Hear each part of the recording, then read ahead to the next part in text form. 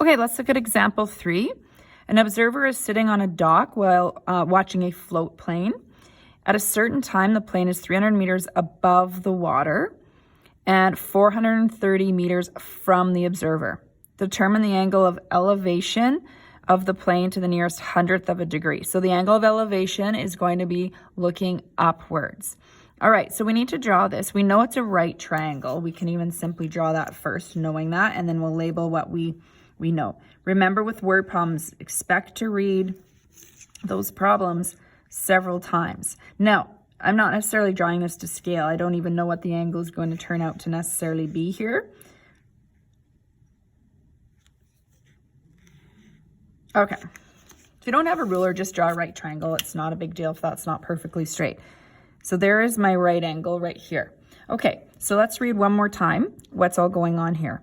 An observer is sitting on a dock watching a float plane. So the plane's got to be up here in the air. So I'll just maybe put a P for plane.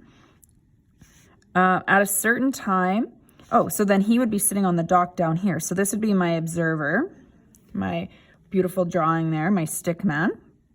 Okay, at a certain time, the plane is 300 meters above the water and 430 meters from the observer. So if this is where the plane is, so it's 300 meters above the water. Well, the water has to be along the bottom here, right? So this would be 300 meters. Okay, 430 meters from the observer. So this is my observer, this person here. So 430 meters. Another hint, keep in mind that the hypotenuse always has to be the longest side. So it would not make sense to switch those around anyway, or my diagram would be impossible to draw. I can't have a hypotenuse shorter than one of the side lengths. Determine the angle of elevation. So we talked about from the observer, that's the angle he is looking up to the plane. So that's going to be the angle I'm going to look for. Since we don't have specific variables to use, we're going to choose theta symbol. Okay, so determine this angle. Nearest hundredth of a degree is 2 decimal places. So what are we going to use? Sine, cosine, or tan? Most likely sine or cosine, since this is sort of the lesson on that. So if we look at the angle here, we go across. This is the opposite side.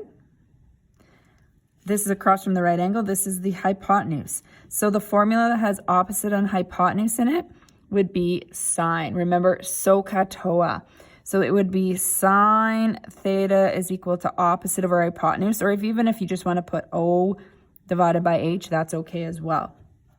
So sine theta equals, my opposite is 300. You don't need to put the units in here. Sometimes they get away kind of in the way in a trig question. Anyway, 430 is the hypotenuse.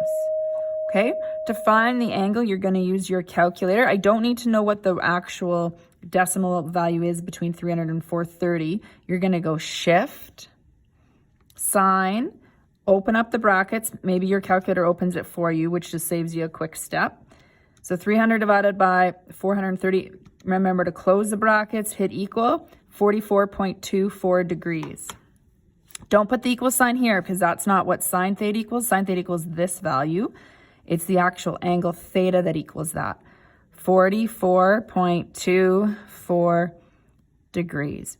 Okay, so the angle of elevation is 44.24 degrees.